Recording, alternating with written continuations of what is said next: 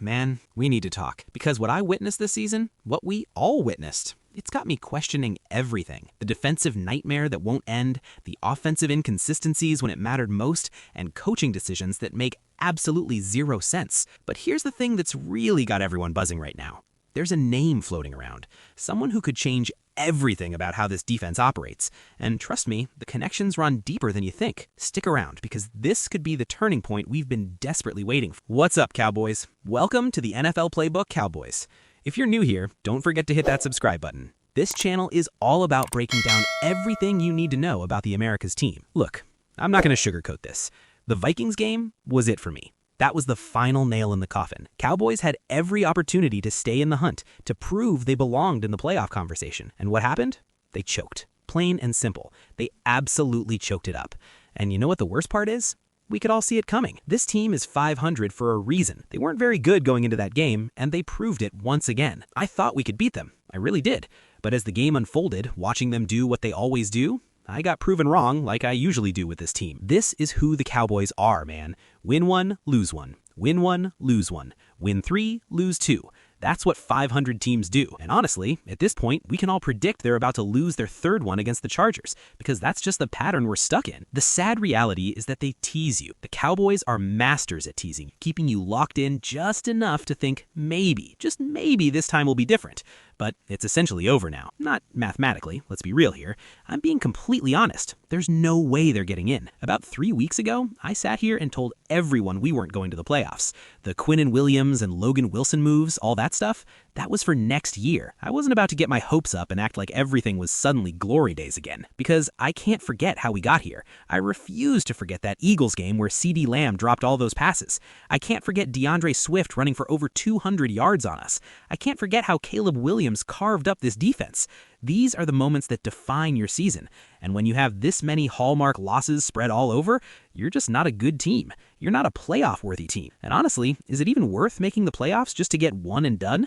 Or not even one and done, just straight done. Remember Jacoby Brissett tearing it up against us? Can you believe that? It wasn't even Kyler Murray out there. Imagine if Kyler would have been playing. It would have been like 100 to whatever. This team just wasn't good enough. The talent wasn't good enough. Will McClay hasn't been good with his last few draft classes. His pro personnel moves have not been good either. Sure, there were some moves here and there that worked out, but way too many misses. Too many cheap, clearance-sale free agents. Too many hoping you can turn around former first-round busts into something and setting your lineup like that. That's just not going to get it done. The overall theme of this year for me was the defense being absolutely atrocious. That's the number one thing I take from this season. While the offense had its moments and was able to score points, looking pretty high octane at times, the defense was so bad that it really canceled out some of the highlights the offense put together. But I'm going to harp on the offense too, because when we needed them to step up, they weren't there, and a lot of these guys were fully healthy. Shout out to Javonte Williams and Jalen Tolbert. CeeDee Lamb is like 30 yards away from 1,000. The offense did produce, but there are still so many moments where they didn't step up when they were supposed to. The inconsistencies of Brian Schottenheimer playing for field goals versus going for it drove me crazy. The Vikings game was the perfect example. Schottenheimer showed absolutely no guts. You have nothing to lose at that point. Why are we kicking field goals? We should have went for it on every single fourth down on the Vikings 50+. It made no sense. He played too scared, and I have a real fear that when it really matters most, Schottenheimer is going to be even more scared. I don't think he's going to learn anything from this, because there were times during this year where he didn't learn from obvious mistakes. CeeDee Lamb went down with an injury, missed 5 games, and when he came back, Schottenheimer had him doing end-arounds again.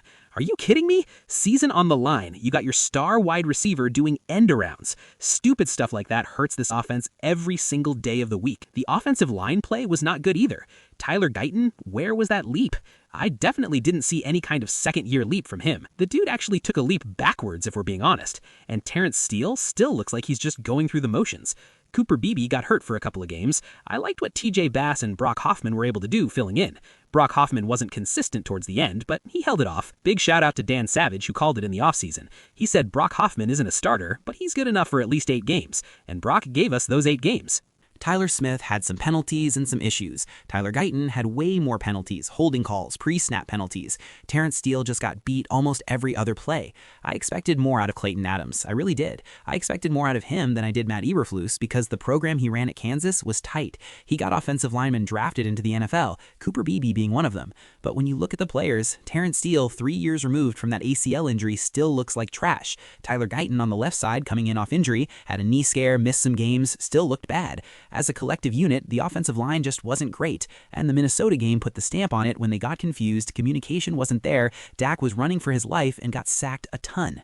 I don't know if the leap was too big for Clayton Adams from the college ranks into full-blown Dallas Cowboys. That's a huge leap. We talk about the spotlight being too bright for some players, but it can happen to coaches too.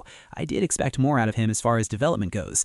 But let's talk about what everybody's really talking about, the fate of Matt Eberflus. There's no way this guy could possibly be brought back, just no way.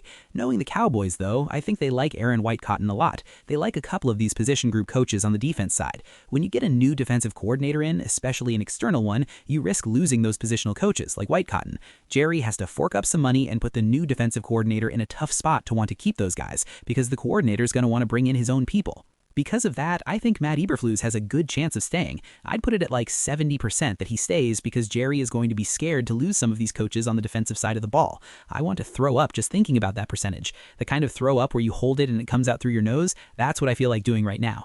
I'm going to say he has a 10% chance of coming back because what you're hearing from Steven and Jerry Jones lately sounds different. It used to be more supportive, especially at the bye week when they asked him this question, but when you heard them the other night on 105.3 The Fan, it sounded like the door is completely open to reevaluating and bringing somebody else in. They have a hard time making bold moves, though. As risky as Jerry is supposed to be as a businessman, rolling the dice and all that, some of these coaching moves are the complete opposite. It's really weird, but some names are starting to pop up. There's chatter that one of the sought-after defensive coordinators could be Jim Leonhard, the passing game coordinator and assistant head coach for Sean Payton. The Broncos' defense is leading the league, and it's interesting to think about how that success could transfer here. Dan Quinn was able to do it because of Micah Parsons, getting that pressure and all that stuff. Jim Leonhard helped Patrick Surtain become a potential defensive player of the year. They shut down offenses left and right. They have Dak's number over there. At this point, I think almost anybody would be better than Matt Eberflus. 4 defensive coordinators in 5 years is absolutely embarrassing, but you can't stick with the same guy just for the sake of avoiding embarrassment. It's just been bad selections, and it shows the struggles we've been dealing with. Here's where it gets interesting. Jim Leonhard turned down 3 defensive coordinator positions earlier this year. He turned down promotions. I don't think that happens this offseason. I think he takes a promotion. Could he even get interviewed for a head coaching position? Possibly. I'd go out on a limb and say he might even be in that contention. There's going to be a lot of openings, and in league circles, he's one of these guys that could be the next up-and-coming hotshot coordinator. Some teams might want to get ahead of it and just make him their head coach. It's all about Schottenheimer wanting to bring in somebody he's familiar with, and this one feels like it could be the one. A young guy, 43 years old, energetic. That Denver defense is booming right now. He's part of it. Vance Joseph is the actual defensive coordinator over there, but either way, I'm taking Leonhard. I want to insert him here and get this thing rockin' and rollin'. I like that he's under the Sean Payton coaching tree, understanding how Payton develops game plans. Schottenheimer needs a guy like that. Matt Eberflus is just a yes guy. I don't think he helped Schottenheimer as much as needed. If you look at the in-season Hard Knocks, Eberflus looks non-existent. We need some influence for Schottenheimer.